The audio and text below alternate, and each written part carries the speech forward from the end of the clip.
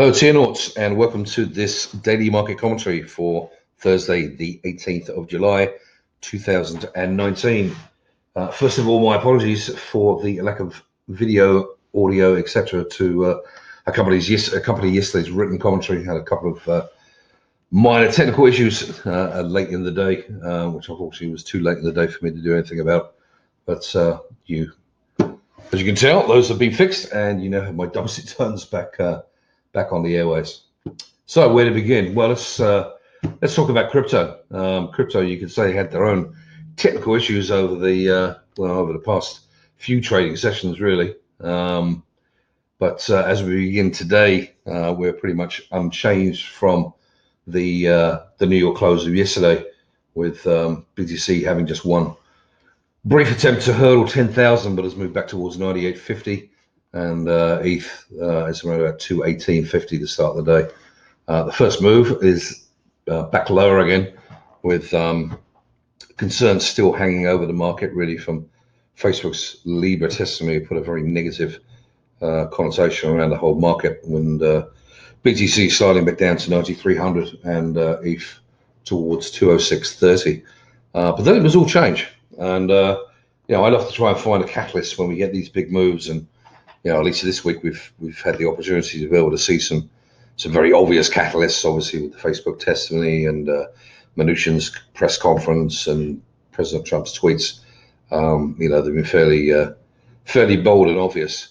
But today's move back up higher appears to be because a very large seller from the weekend turned around and became a very large buyer, and that's dragged us up. A very large buyer of ETH actually was their coin of choice, and that dragged us up higher pretty quickly. ETH back up to 227.20, and BTC trading up to just shy of 10,700.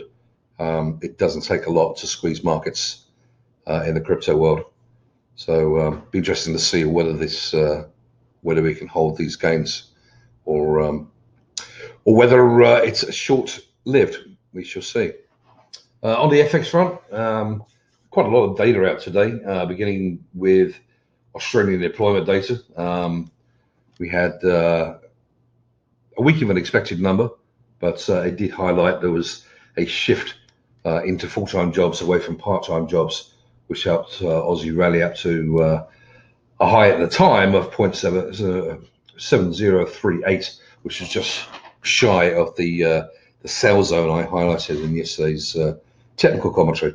In the UK, stronger than expected retail sales data took sterling up to 124.85, and euro had quite a sharp move lower at the beginning of the US day, falling down or back down to 112.05 on some comments that the ECB was studying a rebank of their inflation goal, ultimately leading to an extended period of monetary stimulus.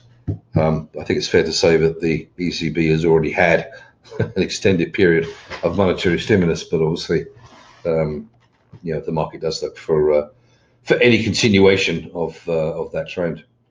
Next up was the Philadelphia Fed Manufacturing Index for July, which the markets pay a fair amount of attention to, even if it does only cover a fairly small geographic area.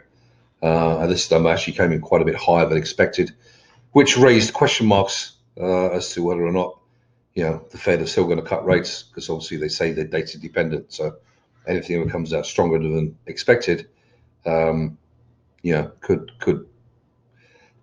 cause them to reconsider any rate moves at the end of the month. So the initial reaction here was not a particularly good one from stocks, with the Dow Jones. The Dow Jones opening up down around about 150 points, and the dollar just getting a little bit of a big turn. But all of this is fairly short-lived. You've always got to watch out for Fed speakers during the day, members of the Federal Reserve Board speaking at different points during the day. Sometimes they comment directly on the markets, and sometimes they don't. Fed's Williams today was speaking, and they spoke very directly about the markets and made some pretty dovish comments, which really got us moving. I saw euro trade all the way back up to a high at the time of 112.77. I saw dollar yen moved back down to just below 107.30. Sterling ripped higher, back up to 125.50. And Aussie ended up breaking the resistance level mentioned before, 70.40, 70.50 area, up to a high of 70.74. The Dow Jones clawed back to 150-point loss from earlier, and ends the day up a whopping 3 points. The US 10-year yield drops down to 2.04%. Remember yesterday it was back up around 214, 215. And gold is once again enjoying the idea of lower rates, running up just over $1,450 an ounce. We've got 13 more days to go till the end of the month. July 31st is the day for the next Fed rate announcement. So, are we going to get more of this yo-yo price action, or perhaps maybe this weaker dollar move that we've seen today will trend towards the end of the month? Personal feeling is we're going to be jumping around, reacting to every piece of data that comes out. So, keep that in mind when you're trading. It could be a very yo-yo rather than a trending sort of market, at least till the end of this month. Moving quickly on, and to last and not least, a bit of technical analysis. You can see in front of us here we have an hourly gold chart, which I actually brought up a couple of weeks ago, really just to show this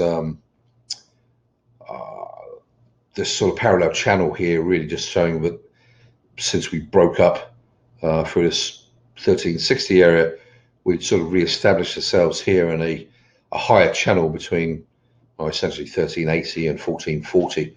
Today we broke up through that channel, as you can see here.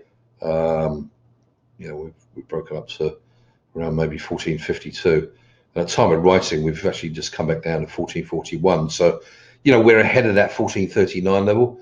I would just say, if you are one of these traders that likes to trade breaks, just keep a very careful eye on this level, as we have seen one very very much well-defined false break recently when sterling made a new low for the year, and it looked like we were going to drop an extra few hundred points, and we've come screaming back higher today, back up to 125.50 from 124.20. So you've got to be a little bit careful. Technical analysis is great, but it requires a great deal of discipline. And if you do trade breaks, if that break doesn't work, get out. That's really the only advice I can give on that. It's just sound discipline. So keep an eye on this level anyway.